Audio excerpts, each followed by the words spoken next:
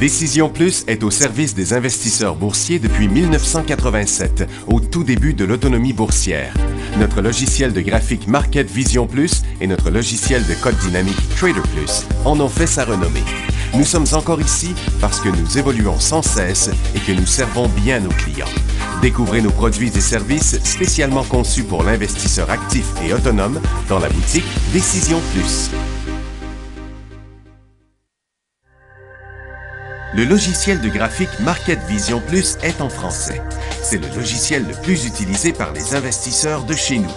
C'est lui que vous voyez dans le feu de l'action. Trouvez, classez et analysez plus facilement avec cet outil sans pareil pour suivre la bourse et prendre les meilleures décisions. Gardez vos titres à l'œil avec Market Vision Plus. Consultez la boutique Décision Plus pour en faire l'essai pendant 10 jours sans aucun frais, c'est garanti. Laissez-nous vous guider pour analyser la bourse et prendre vos décisions. Les analystes de Guru.tv feront tout le travail pour vous. De minute en minute, nous classons les titres selon leur situation technique. Nous révélons les signaux d'achat et de vente. Nous publions des recherches poussées et nous prodiguons des conseils en temps réel. Ça commence avant l'ouverture et ça se poursuit jusqu'à la fermeture des bourses. Profitez de chaque cycle boursier avec Guru.tv. Trader Plus, l'instrument du day trader. 50 cotes qui clignotent en même temps. Autant de listes que vous voulez. Graphiques à la seconde. De 3 à 30 graphiques. Des alarmes à volonté. Des listes de cotes préparées. Des modèles graphiques préparés. Prêts à faire feu. Achetez, vendez avec Trader Plus.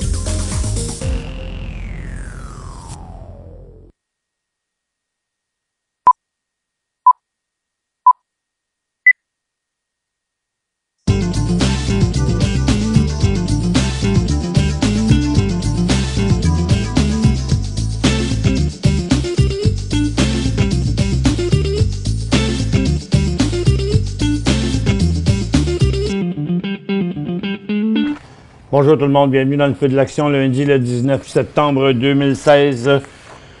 Les marchés sont en hausse, c'est l'acier qui est en hausse, c'est surtout les petites capitalisations qui sont en hausse, mais il y a eu quelque chose aussi sur le pétrole, parce que le président vénézuélien Nicolas Maduro a déclaré que les producteurs de l'OPEP et non OPEP sont prêts d'atteindre un accord de stabilisation de la production du pétrole, un jour après que l'Iran a accueilli toute initiative visant à stabiliser le marché. Bon, ils vont se rencontrer la semaine prochaine, ces pays-là, puis ils disent qu'ils devraient arriver à une entente. C'est pour ça que le pétrole a rebondi, pas fortement, mais a rebondi sur un creux très important. Le dollar américain ne bouge pas vraiment. Il est à la baisse, mais c'est juste une annulation de la cote de vendredi. Pour l'instant, on reste toujours coincé dans cette formation en triangle-là. Le Nikkei était fermé sur un creux, à peu près comme le pétrole, dans le fond. Et le Hang Seng aussi sur un creux en rebondissant. En fait, tout a fait un peu comme le pétrole. Londres, la même chose, un rebond ici, qui poursuit ce que le marché a fait vendredi. Et c'est-à-dire aujourd'hui, c'est nous autres qui suit ça, là. Vous voyez ici, là, le SPY, on remonte, ça ne change pas la formation neutre. C'est en dents d'ici, ça fait 3 fois là, que ça arrive. Donc, pour l'instant, ça reste un rebond sur le creux. Nasdaq, lui, demeure à son sommet, qui a rebondi plus fort que les autres. Et le Dow Jones a rebondi tout simplement dans sa formation neutre. Donc, c'est juste une formation, à part le Nasdaq qui, lui, s'il était ici, là, il est un petit peu plus haut que les autres, mais on voit, là, regardez, c'est ça la volatilité normale là, dans le moment du Dow Jones, du SPY et du TSX. Donc, ce que je vous disais à propos du pétrole, vous le voyez ici, on est sur un creux, un double creux, puis là, la nouvelle qui est sortie un matin, on fait rebondir. Ça fait, je vais vous montrer ça tantôt, mais il y a quand même une quantité de titres appréciables là, qui sont dans cette formation-là, et d'autres qui ont déjà entamé de nouveaux cycles haussiers. Je vous montre ça tantôt. Une autre nouvelle américaine sous la pression de vendre par l'investisseur activiste Starboard Value, Infobox a accepté un accord avec Vista Equity Partners pour 26,50 par action ou 1,6 milliard. Donc, Infobox qui est en hausse. Isle of Capri, l'exploitant d'hôtel de casino, a annoncé qu'il a été racheté par Eldorado Resort pour 23 piastres l'action, 1,7 milliard. Le titre est monté à 22 piastres. Et Eldorado, lui, est en baisse parce qu'il a sorti l'argent. Afria finalise un accord avec Tokyo Smoke qui achètera 38 759 actions ordinaires de Afria et 200 000 actions ordinaires de bons de souscription pouvant être exercées pendant une période de 5 ans à un prix d'exercice de 3,14. Le titre est à 3,19. La période de l'offre publique de rachat se prolongera jusqu'au 21 septembre, du 21 septembre au 2016 au 20 septembre 2017 ou une date antérieure si Three Island termine ses achats. Okay. Je ne comprends pas trop cette nouvelle-là. Pas la plus importante. Donc, je vous disais, le pétrole rebondit sur son support. Le gaz, lui, fait du surplace à sa résistance. Les aurifères, ça se comporte à peu près comme le pétrole, un double creux ici, puis on rebondit, mais c'est pas très fort. Donc, on est en situation de creux des deux côtés. Sur l'or, c'est quand même un creux de première importance, là, parce que, comme vous le voyez ici, c'est un quadruple creux. Donc, ça fait 4 fois que les vendeurs vendent pour ramener l'or à ce prix-là. Si ça venait qu'à décrocher ici, il y a de très fortes chances pour que ce mouvement-là soit assez prononcé et accélère en descendant, puisque c'est un point où les vendeurs ont arrêté de vendre plusieurs fois. Les titres font pareil, ne rebondissent pas beaucoup et ça prendrait juste un peu une baisse là, pour mettre le feu aux poudres. Cisco se tient quand même en haut, mais dans la majorité des cas, des gros titres comme Agnico Eagle, c'est ce qu'on voit. Donc, pour l'instant, c'est une situation de creux. Est-ce qu'on peut acheter dans une condition comme ça? Oui, mais tout en pensant que si jamais l'inverse arrivait, il faut sortir. Les possibilités de continuité à la hausse sont là, mais je trouve que c'est un endroit pas mal précaire. Fait que je préférerais voir ça s'élancer un peu plus à la hausse. Regardez d'ailleurs Kinross, le volume ce matin qui est tellement petit par rapport au mouvement habituel. Regardez même Franco-Nevada, donc on voit que les acheteurs là, ne sont pas empressés. Là. Les volumes sont petits partout sur les titres aurifères. Même Barrick, vous voyez, 951 000 sur un volume de 4 à 5 millions en moyenne. Fait que c'est très, très, très faible. Et les mines aussi rebondissent. Donc, toutes les ressources ont rebondi un peu sur leur support. Pour ce qui est des titres d'énergie, exemple, il y a beaucoup de titres qui sont quand même assez favorables. Vous voyez le secteur qui fait comme USO. USO qui est plus bas que les titres, mais qui rebondit sur son double ou triple même support. Les titres font ça aussi. Et vous voyez PennWest qui est en cycle haussier déjà, Black Pearl qui avait fait ça vendredi mais qui reprend aujourd'hui dans son cycle haussier. Il y a Trilogy aussi qui est en décollage et Ancana rebondit sur son double creux, puis la plupart des autres, là, Kelt, vous voyez Bonavista. Donc là, je commence le groupe de titres qui sont comme le prix du pétrole et comme les titres qui rebondissent sur un support multiple, là, il y en a quand même pas mal. Avec des titres comme Pengrowth, par exemple, qui pourraient être considérés comme un creux pour un petit swing à court terme.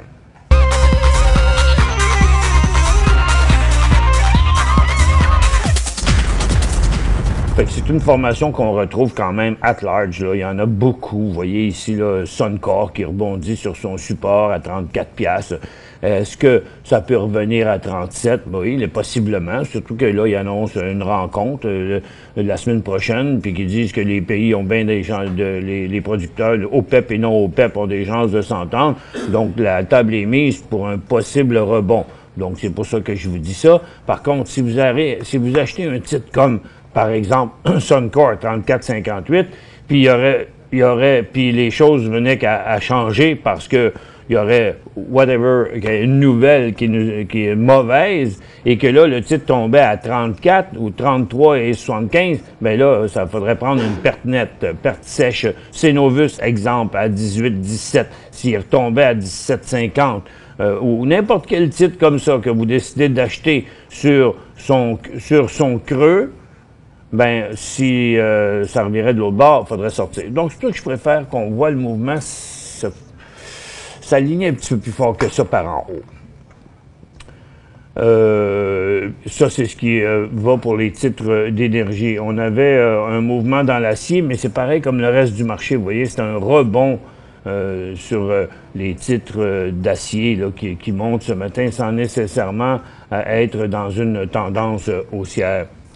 Donc, les marchés, le Dow, le Nasdaq s'est quand même dégonflé pas mal. On pensait tantôt qu'il se dégonflerait complètement. C'est pas encore fini. On voit qu'il a monté, il est revenu. Puis là, ben, le nouveau rebond est pas très, très fort. J'ai l'impression que le marché va continuer à jouer au yo-yo comme ça jusqu'à l'annonce de la Fed mercredi. Et puis, quand vous regardez les secteurs, les 3 secteurs de ressources sont à la hausse, là, dans la situation de creux que je vous ai montré tantôt. Les autres secteurs sont tous en hausse aussi, ce que ça donne, par exemple, dans la consommation discrétionnaire. En fait, c'est tout le marché qui fait ça. Vous rappelez-vous, la semaine dernière, là, on disait, là, regarde, tous les secteurs sont neutres, se déplacent de côté. Puis là, ben, la consommation discrétionnaire, exemple, s'élance par en haut vers sa triple résistance, mais la situation est déjà survendue. Puis à chaque fois que le secteur a été survendu, il redescendait. Et puis, comme vous voyez, c'est un mouvement de marché qui n'est pas attribuable à aucune des compagnies comme telle, parce que la plupart des titres font la même chose. Donc, c'est le marché au complet qui a décidé de piger un peu partout, là, mais je vois ça comme un mouvement quand même bizarre. Pas sûr que ce soit vraiment crédible, là, cette histoire de creux-là. Les télécoms aussi rebondissent, mais toujours dans son mouvement neutre. Les services financiers remontent, mais toujours dans leur mouvement neutre. Les industriels sont en hausse aussi, mais très, très faiblement dans leur mouvement neutre. Donc, c'est les ressources qui ont été un peu plus fortes. Certains autres secteurs, comme le real estate, qui était en chute, mais son mouvement n'inverse pas sa tendance baissière, toutefois. Et les services aux collectivités, c'est là pareil, on rebond là aussi. Donc, les secteurs ont tous rebondi sans nécessairement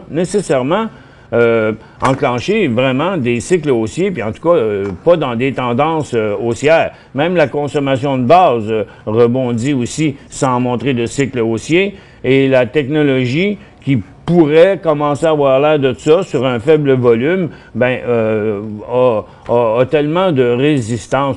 Je trouve pas là, que c'est le deal du siècle. Par contre, c'est une bonne nouvelle, parce que là, les marchés ont arrêté de chuter. Ben, des gens qui étaient inquiets. Mais ce point-là qu'on vient de rebondir dessus devient le point à ne pas dépasser. Si on allait... Parce que là, tout semble indiquer qu'on veut nous montrer que le marché va reprendre. Mais des fois, c'est un attrape-nigo. Pour l'instant, je garde un gros bémol sur une reprise potentielle. Le seul positif qu'on a entendu, c'était le prix du pétrole. Et donc, puis, ça, c'est pas bon, ça. OK. J'ai quelques courriels papier aussi, j'en ai encore là sur la tablette. J'ai Gilles qui demande, peux-tu analyser NRM? 10 000 achetés à 6 cents. Le volume est élevé, je crois, bon signe, non? Ben, on va regarder ça sans le stochastique. Oui, c'est vrai que le volume est quand même élevé hein, depuis un bon bout de temps. Chacun de ces cycles s'est fait sur un volume, mais le cycle baissier aussi s'est fait quand même sur des volumes assez forts. Puis là, quand les volumes ont repris, le titre n'a pas monté. Mais le support est quand même très bon. Moi, je vous dirais, dans le moment, je vois pas d'autre chose à faire que de patienter, mon cher Gilles. Parce que vous avez un beau support ici là, qui date de 4 mois. Fait que je pense qu'ils vont s'arranger pour que ça tienne. HOU à 10 $, devrais-je en acheter d'autres pour faire baisser mon prix de revient ou attendre qu'il remonte? Attendre qu'il remonte. Oubliez ça, les histoires de baisser, de diminuer les quantités. C'est pas la bonne manière. Bon. HOU, et ce qui est sur le pétrole, qui fait la même chose là, que USO. Je ne sais pas si j'ai le temps avant la pause, mais je vais le mettre ici. Oui, je reviens après la pause. Pour joindre Michel Carignan et son équipe par courriel, écrivez à michelcarignan@decisionplus.com. 5 bonnes raisons de gérer vos investissements avec Banque Nationale Courtage Direct. Des frais de commission fixes à 9,95 en tout temps pour tous les clients et à partir de seulement 6,95 si vous êtes un investisseur actif. Aucun frais d'administration annuel si vous détenez plus de 20 000 $ dans vos comptes. La possibilité d'ouvrir des comptes enregistrés en devise américaine. Des outils performants afin de faciliter vos prises de décision. Un service à la clientèle primé et un niveau de satisfaction parmi les plus élevés de l'industrie. Pour en savoir plus, visitez le bncd.ca ou appelez-nous dès maintenant. Décision Plus est au service des investisseurs boursiers depuis 1987, au tout début de l'autonomie boursière. Notre logiciel de graphique Market Vision Plus et notre logiciel de code dynamique Trader Plus en ont fait sa renommée. Nous sommes encore ici parce que nous évoluons sans cesse et que nous servons bien nos clients. Découvrez nos produits et services spécialement conçus pour l'investisseur actif et autonome dans la boutique Décision Plus.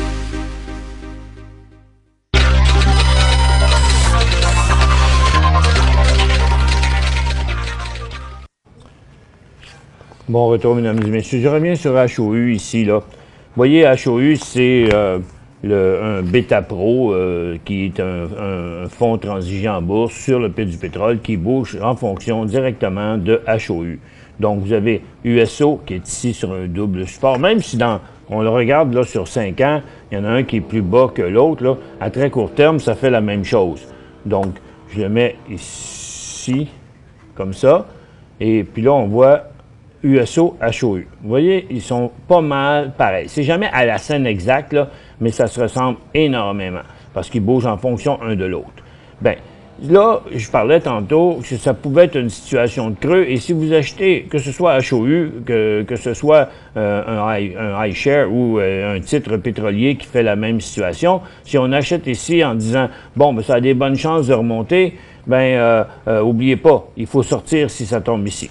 Par contre, quand vous posez votre question, vous dites augmenter ma position pour diminuer ma moyenne. C'est vrai que ça va diminuer votre moyenne, mais n'oubliez pas aussi que ça augmente votre risque. Vous avez payé 10 $, Daniel, et puis là, il en vaut 7, OK?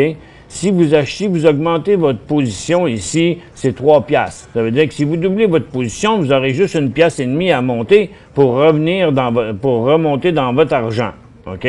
Bon, c'est vrai que ça paraît bien, mais on peut juste faire ça si le titre démontrait comme un signal d'achat.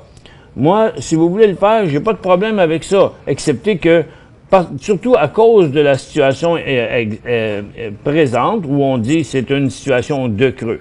Donc, oui, si vous voulez, vous pouvez le faire, puis vous n'avez pas besoin de ma permission, excepté que si ça retombait là, par exemple, il faudrait tout flusher. OK? Parce que, comme ils nous annoncent qu'ils vont se rencontrer et qu'ils vont arriver probablement à un accord, puis que le prix, au lieu de monter, il descendait, ça veut dire qu'il y a quelque chose qui vient de foirer là-dedans, puis il faudrait sortir. Manuel. Avant tout, merci pour vos judicieux conseils et votre émission journalière qui nous remplit chaque jour de bonheur. Bien heureux de vous rendre heureux. Nouvelles connaissances, apprentissage. J'aimerais avoir plus d'explications à propos du pattern day trading. Vous avez déjà donné des explications, mais pour ma part, je ne suis pas au courant de cet ensemble de règles. OK. C'est pas un pattern day trading, c'est juste que ici, vous voyez, j'ai un graphique quotidien. OK? Donc, chaque cote, c'est des jours. Donc ici, on appelle ça du swing trading parce qu'on essaie de profiter de ça, c'est-à-dire des cycles haussiers, OK? Tandis qu'en day trading, c'est beaucoup plus à court terme. Ça va être la même chose, mais regardez juste la journée d'aujourd'hui, là, qu'on voit ici. si on regarde un graphique, dans le moment, j'ai un graphique en 5 minutes. Donc, cette simple cote-là là, du rebond d'aujourd'hui, c'est cette cote-là en intra-séance. Donc, en intra-séance, c'est-à-dire en day trading, on va essayer de profiter d'un creux, la même chose que là, mais de là à là. OK? Et puis, donc, dans le cas ici, ce serait 6,93 à 7,8 le mouvement. Donc, les mouvements sont plus petits et plus fréquents. OK? Donc, ça implique que pour faire du day trading, il faut être libre le jour durant les heures d'ouverture de bourse. Les outils sont un peu différents. Au lieu d'avoir juste des graphiques quotidiens, ça nous prend des graphiques dynamiques en temps réel qui bougent au fur et à mesure. Le logiciel Traders Plus est l'idéal pour ça. Il y a des alarmes, il y a même un simulateur. Puis je recommande toujours aux gens de faire quelques jours, même voire une couple de semaines en simulation avec le logiciel Traders Plus qui est tout à fait identique à la réalité. Donc, et puis pour vous faire la preuve que vous savez comment, ça coûte moins cher, ça vaut la peine. Combien de traders aller-retour, de trade, vous voulez dire aller-retour que puis-je faire en intra-séance dans un délai de combien de jours? Bon, c'est à l'intérieur de la même journée. Par contre, vous entrez dans un titre en intra-séance dans la journée. Regardez exemple, on va prendre un titre là, quelconque, là, on va juste faire un... Non, même pas comme ça, on va prendre ça de même, on va prendre un titre au hasard dans les titres les plus grandes variations de la journée. Bon, il faut que je m'en trouve un qui a de l'allure. Il n'y a pas tant que ça, hein? On voit bien. Je fais un scan de tout ce qui monte, mais tout ce qui monte, c'est des titres, comme je vous ai montré tantôt, qui rebondissent sur des supports. Ce que j'essayais de vous montrer, c'était un titre qui, disons, aujourd'hui, il serait intéressant en day trading, mais qu'il commence vraiment un nouveau cycle aussi. Bon, ben, regarde, je vais aller voir plutôt sur... on l'a sur... Attendez un peu. Je vais aller sur Nasdaq. Pas toujours facile de trouver quelque chose comme ça sur le volet, là, parce que c'est pas des questions qui ont été préparées d'avance. Sarepta, il est fort, là. Il y en a un ici. OK, net à 240$ pour monsieur tout le monde, ça. Oups, là. Celui-là, on comprend qu'on n'achèterait pas, hein, parce que là, les vendeurs se sauvent à pleine porte. Un autre ici, Stericycle. Bon, trouve-moi un... OK, bon, ça c'est aussi... Attendez un peu, on va finir par en trouver un quelque part. Bon, exemple, quelqu'un aurait pu transiger ce titre-là il y a quelques jours. Je vais vous le montrer ici dans un graphique intra-séance. Tiens, on va mettre ça en 10 minutes pour voir ce que ça va donner avec 250 périodes. Bon, vous voyez, quelqu'un aurait pu dire, OK, j'achète ici dans des mouvements intra-séance, puis à la fin de la journée, il aurait vendu une demi-position, puis là, il dirait, OK, il aurait seté son support là, puis là, il aurait attendu peut-être 1 ou 2 jours avant que ça s'inverse pour finalement rembarquer dedans un peu plus tard. Autrement dit, en day trading, vous pourriez faire un signal qui va monter au cours de la journée, mais qui est encore bien beau à la fin de la journée, puis là, il est devenu un beau titre en swing trading. Ça fait qu'il y a quelques titres de temps en temps en day trading qui peuvent se transformer en swing trading. Donc, on avait l'intention d'être dedans juste pour la journée, mais qu'on s'est gardé une position en fin de journée pour les prochains jours. OK, j'en ai un autre ici. C'est une question multiple. C'est Maxime, NDM 1500 à 1,20. NDM 1500 à 1,20. Bon, vous avez un super bon support ici. Je crois bien que ça va toffer là. Puis il est un peu imprécis le support. On va revenir pour compter le calcul de ça, comment on calcule où est le support.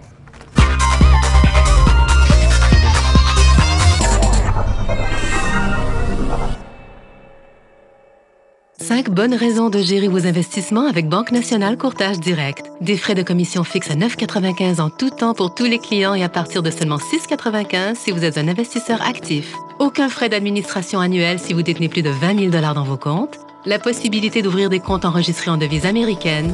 Des outils performants afin de faciliter vos prises de décision. Un service à la clientèle primé et un niveau de satisfaction parmi les plus élevés de l'industrie. Pour en savoir plus, visitez le bncd.ca ou appelez-nous dès maintenant.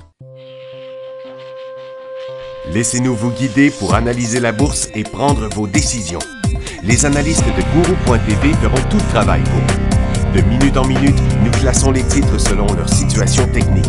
Nous révélons les signaux d'achat et de vente. Nous publions des recherches poussées et nous prodiguons des conseils en temps réel.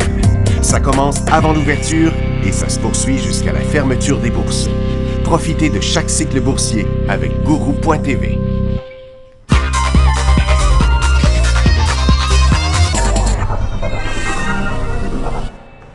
Bon retour, mesdames et messieurs. NSP, je suis en train de les placer. C'est celui-là ou c'est à Toronto? NSP. Bon, c'est lui probablement. On va le mettre là.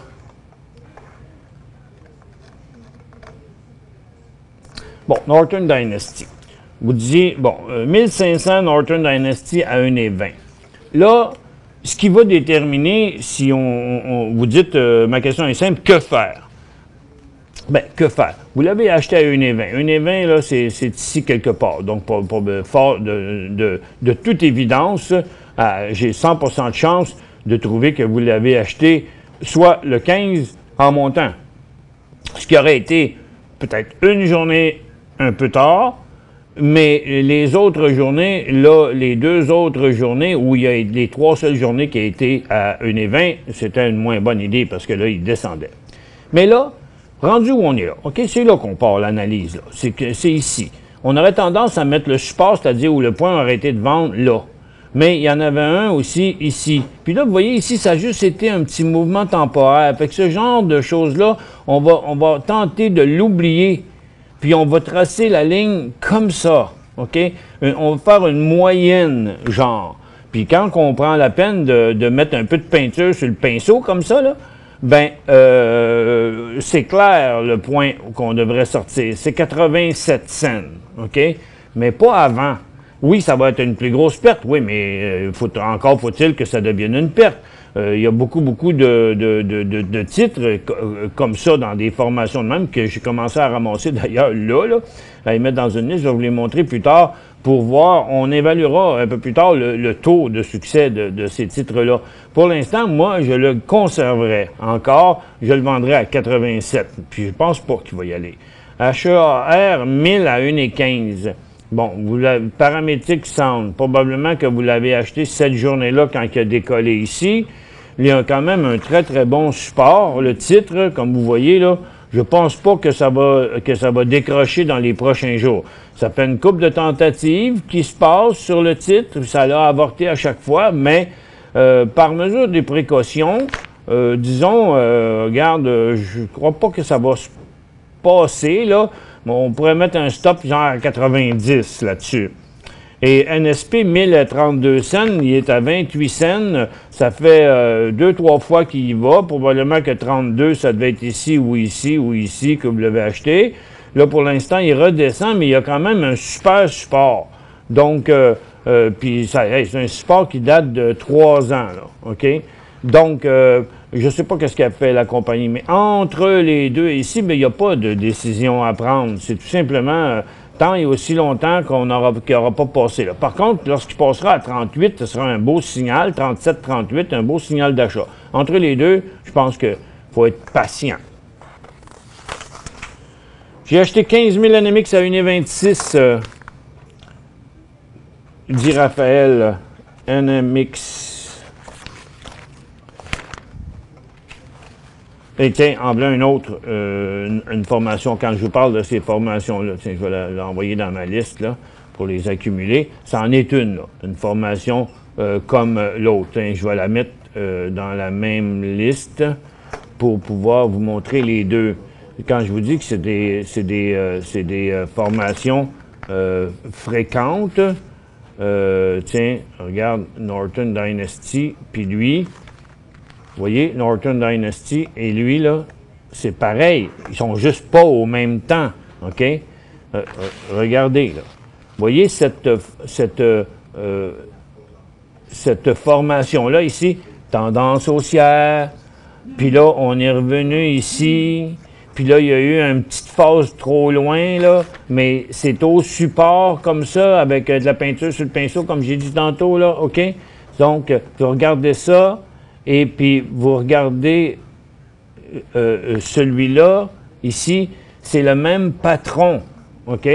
Donc, celui-là, à un peu plus long terme, vous voyez la formation, là, cette espèce de triangle-là, ici, au niveau du support, qui a fini par repartir par en haut, bien, c'est ce qu'on avait aussi sur Norton Dynasty. Il est juste rendu moins loin dans le temps, mais c'est une formation triangulaire identique.